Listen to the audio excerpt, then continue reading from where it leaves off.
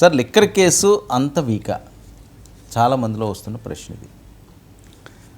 అంటే ఆ ప్రశ్న మీకు నాకు వస్తే బాగా చంద్రబాబు గారికి ఆ ప్రశ్న వచ్చింది కదా ఇక్కడ ఆయన బలపరిచే ఛానల్స్ ఒక విధంగా ఊపిచ్చే వాళ్ళతో సహా ఆయన చెప్పారని చెప్తున్నారు. లిక్కర్ కేసు మీద మీరు కాస్త ఆచితూచి మాట్లాడండి, అజాగ్రత్తగా మాట్లాడితే చాలా పకడ్బందీగా ఉంది, తప్పించుకోలేరు అని చెప్తూనే మీరు కనుక అది ఇది మాట్లాడితే మాట జారితే కొంచెం ఇదైతే కష్టం అని. అంటే ఒక ముఖ్యమంత్రి క్యాబినెట్ సమావేశంలో మంత్రులందరికీ ప్రత్యేకించి అంత హెచ్చరిక చేసి అది పైగా మీడియాలో తప్పకుండా వచ్చేటట్టు ఊరికినే ఏదో బహిరంగ సభలో మాట్లాడితే నేను ఓపెన్ సోర్స్ కాదు, మంత్రివర్గంలో ఇలా మాట్లాడారు అనే విషయం తప్పకుండా బయటికి తెప్పించారు అంటే దీని అర్థం రెండు అనుకోవాలి. ఒకటి, కేసు వీక్గా ఉంది, కొంచెం కష్టం, ఎట్లాగో తీసిపోవాలి, ఎక్కడ ఏమీ లొసుగులు లేకుండా చూడాలి అనే ఒక భావన. రెండవది, కొన్నిసార్లు ప్రత్యర్థులను మిస్లీడ్ చేయడానికి కూడా ముఖ్యమంత్రి ఇలా అంటున్నాడు చూసారా మనకేం పర్వాలేదని వాళ్ళు దొరుకుతారేమో అని కూడా కావచ్చు. కానీ దీని తీరు నిన్న ఆయన మాట్లాడిన మొత్తం విషయాలు అవన్నీ దృష్టిలో పెట్టుకొని చూస్తే మటుకు చాలా చక్కగా లీగల్గా ఎలాంటి లూప్ హోల్స్ లేకుండా చూడాలి. నేను నిన్న మీతో ఇంకొక టాపిక్ కూడా మనం డిస్కస్ చేసాం, ఎవరు దాన్ని చేయలేదు. ఇప్పుడు ఇన్ని రోజులు ఆలస్యంగా లిక్కర్ మృతులు కల్తీ మద్యం కూడా ఎందుకు తీసుకొచ్చారు, ఒకవేళ ఇదేదన్నా అయినా కానీ అదన్నా ఉంటుందని తీసుకొచ్చారా. మూడో విషయం, వైసీపీ సోషల్ మీడియా కూడా సుప్రీంకోర్టు ఇచ్చిన ఒక రూలింగ్ పట్ల చాలా ఉత్సాహంగా ఉన్నారు. సహనిందితుల ఆరోపణలను తీసుకొని అరెస్టులు చేస్తే కేసులు పెడితే చెల్లవు అని. సో ఇవన్నీ కూడా చాలా ఉపయోగంగా ఉంటాయని వీళ్ళు భావిస్తున్నారు. కాబట్టి ఈ నేపథ్యంలో చంద్రబాబు నాయుడు కూడా తమ వాళ్ళు అంటే కొంతమంది మరీ అత్యుత్సాహంతో వర్మ మీరు చూస్తే మీడియా ట్రయల్ చేసేసి స్టూడియోలోనే తీర్పులు చెప్పేసి ఇది తిరుగులేని ఆధారం అది తిరుగులేని ఆధారం అని చెప్పడం, కోర్టులోనేమో తప్పనిసరిగా ప్రభుత్వ న్యాయవాదులు వాళ్ళు జడ్జీల ప్రశ్నలకు జవాబులు చెప్పాలి కదా, సాక్ష్యాధారాలు చూపించాలి, తప్పనిసరిగా ఎందుకు అరెస్ట్ చేయాలి, తప్పకుండా ఎందుకు కస్టడీలో పెట్టాలి, ఇవన్నీ అడుగుతారు కదా. కాబట్టి ఆ విధంగా చూసినప్పుడు కొంత ఇంకా చంద్రబాబు సంతృప్తి చెందలేదు అనేది అయితే క్లియర్ అవుతుంది కదా. పరిస్థితి పట్ల కానీ తన మంత్రివర్గ సభ్యులు మాట్లాడుతున్న తీరు పట్ల కానీ ఆయన కొంత అసంతృప్తి, కొంత ఇబ్బంది పడడం వల్లే ఈ వ్యాఖ్యలు చేశారు, హెచ్చరికలు చేశారు అనేది మనకు అర్థమవుతుంది. ఇంకా చాలా విషయాలు కూడా మీరు చూస్తే నిన్న మనం మాట్లాడినప్పటికీ మంత్రివర్గ సమావేశం జరగలేదు, జరిగిన తర్వాత మనం చూస్తే కూడా ఆచితూచి అడుగు వేయటం అన్నది మీరు ఆర్థిక విషయాల్లో కూడా కనిపిస్తుంది. తల్లికి వందనం అది అలా ఉంచితే అన్నదాత సుఖీభవ, అన్నదాత సుఖీభవ జూన్లో మొదటి విడత, అది ఇప్పటివరకు ఇవాళ కేంద్రం నిధులు విడుదల చేస్తే అప్పుడు మనం కల్పిద్దాము, కేంద్రం నిధులు విడుదలయ్యాకే అన్నదాత సుఖీభవ చేద్దామని ఆదేశాలు ఇచ్చారని కూడా తెలుస్తుంది. కాబట్టి ఏదో పళ్ళబిగున అన్నీ నెత్తిన పెట్టుకోవద్దు, ఆర్థిక విషయాల్లో కానీ ఇంకో దాంట్లో కానీ ఒక విషయంలో మటుకు చాలా జాగ్రత్తగా ఉండాలి, అది మోదీ విషయం, అది మనం తర్వాత మాట్లాడతాం. కాబట్టి చంద్రబాబు నాయుడు తప్పనిసరిగా అలర్ట్ చేస్తున్నారు. ఇంకోటి, వైసీపీ వాళ్ళు అనేక విధాల ఒత్తిడి తెస్తున్నారు, ఒక విధంగా రెచ్చగొట్టడానికి సిద్ధమవుతున్నారు. కాబట్టి మనం మరింత ఆచితూచి అడుగేయాలని కూడా ఆయన భావిస్తున్నట్టు కనిపిస్తుంది. వాళ్ళ మీడియాలోనే కొంతమంది రాస్తుంది ఏంటంటే ఢిల్లీ వెళ్ళేది కూడా వైసీపీ నుంచి వచ్చేవాళ్ళు కొంతమందిని సామూహికంగా చేర్చుకోవడానికి సిద్ధమవుతున్నారు ఇదంతానే.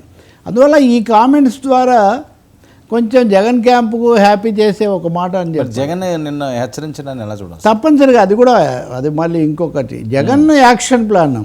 ఏంటి జగన్ యాక్షన్ ప్లాను మీరు చూడండి. ఇప్పుడు కేసులు తప్పదు, రెడ్ బుక్ అది ఇది అదంతా విన్నాం మనం. అనేక మంది అరెస్ట్ అయ్యారు, కోర్టుల చుట్టూ తిరుగుతున్నారు, జైలుకి వెళ్ళి వస్తున్నారు, విజయవాడ సబ్ జైలు విఐపి జైలుగా మారిపోయింది, ఇవన్నీ నిజమే. కానీ జగన్ నిన్న కుండ బద్దలు కొట్టడమే కాదు, 2-3 కుండలు బద్దలు కొట్టి మరీ చెప్పేది ఏంటంటే కేసులను ఎదుర్కొనే వాళ్ళే రాజకీయాల్లో ఉండగలం, జైలుకు వెళ్ళడానికి సిద్ధమైన వాళ్ళే రాజకీయం చేయగలుగుతారు అని. అంటే తప్పనిసరిగా 2 విషయాలు, ఒకటి అందరి మీద ఏదో కేసులు పెట్టడం ఇది జరుగుతుంది, దీన్ని మనం ఏం తప్పించలేము అనేది ఒకటి, దీన్ని ఎదుర్కోవాల్సింది అంటే మనం వెళ్ళి కూడా నిలబడాలి అనే ఒక మెసేజ్ ఇవ్వడానికి ఆయన ట్రై చేస్తున్నట్టుగా మనకు కనిపిస్తుంది.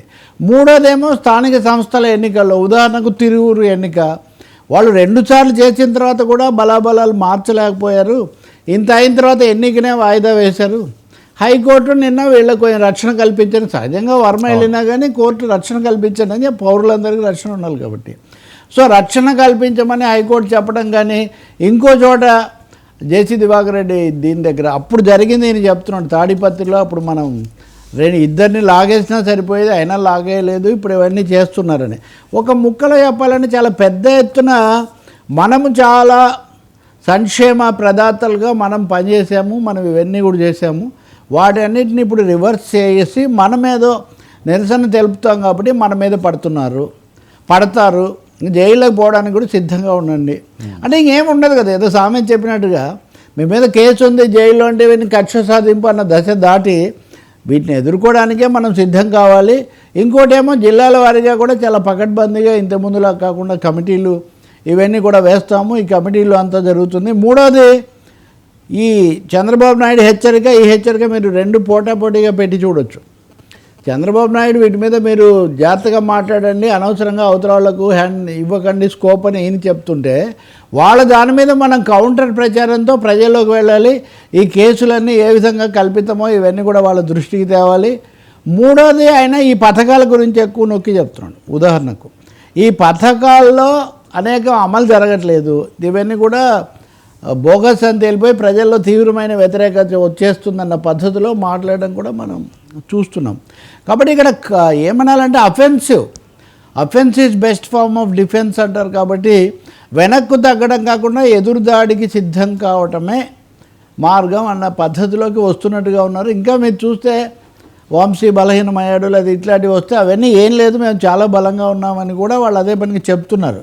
కాబట్టి keeping up the moral of the పార్టీలో స్థైర్యాన్ని నిలబెట్టడం అన్నది ఒక పెద్ద టాస్క్గా పెట్టుకున్నట్టు కనిపిస్తుంది. ఆ విషయం తెలుగుదేశం కూటమి కూడా గుర్తిస్తున్నాయి. అంటే ఇంకో మాట అన్నాడు జగన్, ఈ రెడ్ బుక్, పింక్ బుక్కు ఏదైనా పేరు పెట్టుకోండి, ఎవరెవరు మిమ్మల్ని ఏడిపిస్తారో వేధించారో వాళ్ళందరి పేర్లు రాసి పెట్టుకోండి, అందరి పేర్లు రాసి పెట్టుకోండి అని కార్యకర్తలందరికీ చెప్తున్నాడు.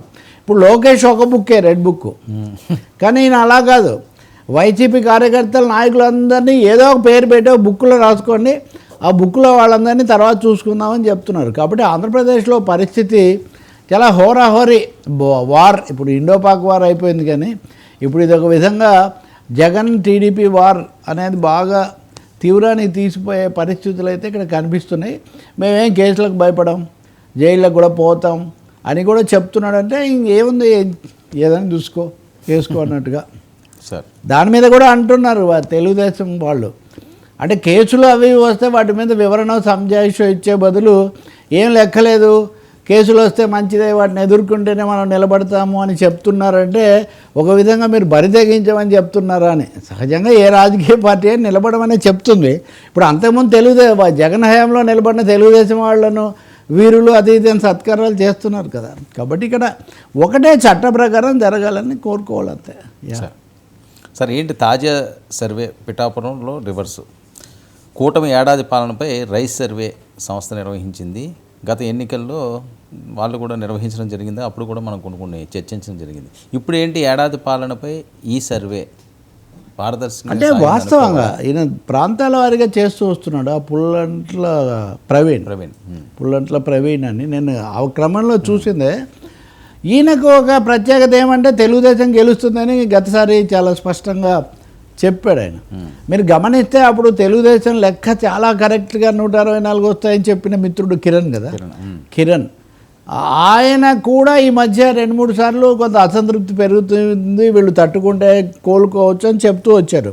ప్రవీణ్ ఇంకా స్పెసిఫిక్గా ఈయన ఉత్తరాంధ్ర ప్రాంతాల మీద సర్వే చేశారు. అలాగే పిఠాపురం అంటే ముఖ్యంగా లోక్సభ నియోజకవర్గాల ఆధారంగా విజయనగరము, బొబ్బిలి, కాకినాడ స్థానాలు చేస్తే ప్రజల్లో తీవ్రస్థాయిలో అసంతృప్తి వస్తుంది. కూటమి చేసిన వాగ్దానాలు అమలనండి, ఇంకో విషయం అనండి, ఇవన్నీ. అంతకుముందు ఒక మాట అన్నాడు, 49 చోట్ల ఇప్పటికే అసెంబ్లీ సీట్లలో ప్రతికూలత వచ్చింది, వీళ్లకు టికెట్లు కూడా రాకపోవచ్చు అని ఇంతకుముందు ఒక ప్రకటన చేశాడు. సరే ఇంకా ఇప్పుడే ఏడాదే కదా, టూ ఎర్లీ అనుకుంటే ఇప్పుడు ఈయన స్పెసిఫిక్గా ఈ నియోజకవర్గాల్లో నేను తీసుకున్నాను, ఐవీఎస్ అది కూడా నేను బయటపెడతాను తొందరలో అనే రైస్ సంస్థ. ఈయనకు మంత్రులు ఉదాహరణకు రామ్మోహన్ నాయుడు లేదా వీళ్ళందరూ కూడా కాస్త అభినందనలు సత్కారాలు ఇప్పటికే చేశారు, బాగా చేశాడు ఈయన అని. మరి ఆయన ఇది ఇవ్వడం అనేది ఇక్కడ మనకు షాక్ తగిలిస్తుంది. ఉదాహరణకు బొబ్బిలి నియోజకవర్గంలో కూడా రాజ్యాము బొబ్బిలి తప్ప మిగిలిన అన్ని చోట్ల విజయనగరం దీంట్లో ఎదుర్కొడుతుంది. ఇట్లా ఆయన చెప్తున్నాడు అసంతృప్తి పెరుగుతుందని. ఈ క్రమంలో పిఠాపురం గురించి కాకినాడలో ఎక్కువగా ఉంది ఎమ్మెల్యే ఎంపీలు వీళ్ళ మీద. దాంతోపాటు పిఠాపురంకి వచ్చేసరికి పిఠాపురంలో అసంతృప్తి కంటే హై ఎక్స్పెక్టేషన్స్, చాలా ఎక్కువ హైప్ ఇచ్చారు. సహజంగా ఈ హైప్ను అందుకోలేరు కదా. సహజంగా చెప్పినప్పుడు చాలా చెప్పినా, ఇప్పుడు ఉదాహరణకు సూపర్ 6 అవన్నీ మనం చూస్తున్నాం కదా, పాక్షికంగా దశల వారీగా అమలు చేయగలుగుతారు ఎవరైనా. కాబట్టి దీనివల్ల పిఠాపురంలో గ్యాప్ వస్తుంది. హైప్ ఎక్కువైపోయి హైప్ నుంచి గ్యాప్కి వస్తుంది. ఇది కూడా ఇంకోటి, ఈయన చేసిన చోట్ల ఎక్కువ భాగం జనసేన అవి కూడా ఉన్నాయి. జనసేనకు కూడా బహుశా వర్తించే ఒక కోణం కూడా దీంట్లో కనిపిస్తుంది. ఇది బహుశా ఎర్లీ వార్నింగ్ అనుకోవాలి. ఎందుకంటే చంద్రబాబు కూడా అనేకసార్లు మంత్రులు, ఇప్పుడు నిన్న కూడా ఆయన, నేను పథకాలు వెళ్ళిన ప్రతి చోట వాళ్ళ ఇంట్లోకి వెళ్ళి కాఫీ తాగి వాళ్ళతో మాట్లాడి కష్ట సుఖాలు తెలుసుకొని వస్తున్నాను, మీరు అలా చేస్తున్నారా అని మంత్రులను అడిగారు. చాలామంది అలా చేయడం లేదు అని చెప్తే, మీరు వెంటనే మీ పద్ధతి మార్చుకోండి, ప్రజలకు దగ్గర కావాలి, ప్రజలకు ఏదో దూరం అవుతున్నాము అని. నిన్న మనం అంత హైలైట్ కాలేదు. ఇప్పుడు భూమా అఖిలప్రియ లాంటి వాళ్ళు, అంటే పార్టీలో ఎమ్మెల్యేలుగా ఉన్నవాళ్ళు, వాళ్ళ అసంతృప్తులు. ఇప్పుడు వైజాగ్ డిప్యూటీ మేయర్ జనసేనకి ఇస్తే తెలుగుదేశంలో అసంతృప్తి అని ఇలాంటి వార్తలు కూడా వస్తున్నాయి. కాబట్టి పార్టీల లోపల ఇవన్నీ ఎందుకు, అసలు నాగబాబుకు మంత్రి పదవి ఇంత ఆలస్యం ఎందుకు అవుతుంది, ఎందుకు అసలు ఇస్తారా లేదా చెప్పండి, ఎందుకు అసలు అనిశ్చితి కొనసాగిస్తున్నారు లాంటి ప్రశ్నలు కూడా.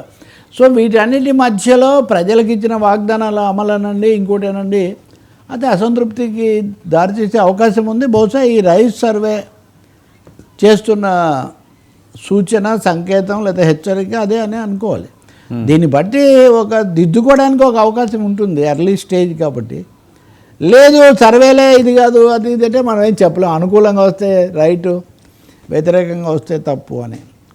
అంటే మొదలైంది ఏపీలో మళ్ళీ రీస్టార్ట్, సర్వేల పర్వం రీస్టార్ట్ అవుతుందని మనం చెప్పాలి. వైసీపీ వాళ్ళు చేసుకుంటూ వాళ్ళు ఏమో చెప్తున్నారు, మా ఓటింగ్ ఇంత వస్తుంది అంత వస్తుంది.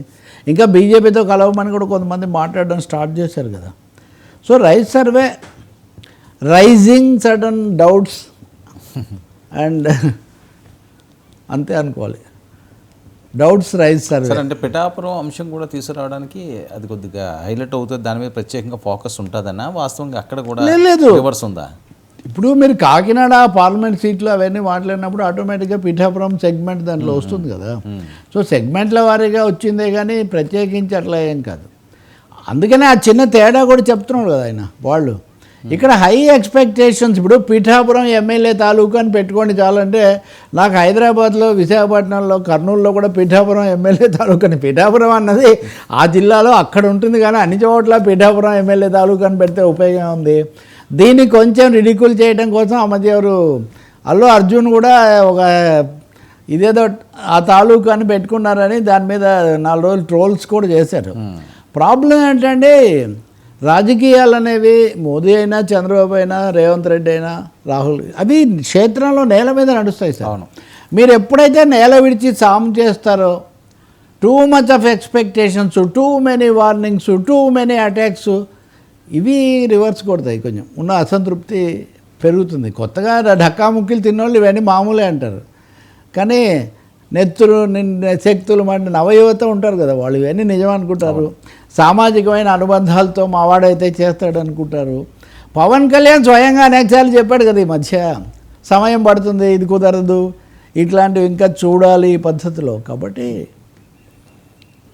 బట్ యాజ్ ఐ సే ఇదొక మొదటి ప్రమాది అంటారే, జెండా 1వ నెంబర్ జెండా ఎగరేశారు. ప్రమాద హెచ్చరిక, ప్రమాదం అనొద్దులే కానీ మనం ఇంకా వాళ్ళు పాపం ప్రథమ సంవత్సర వార్షికోత్సవంలో ఉన్నారు కాబట్టి. బట్ 1వ నెంబర్ పతాక ఎగరేశారు అనేది అయితే నిజం.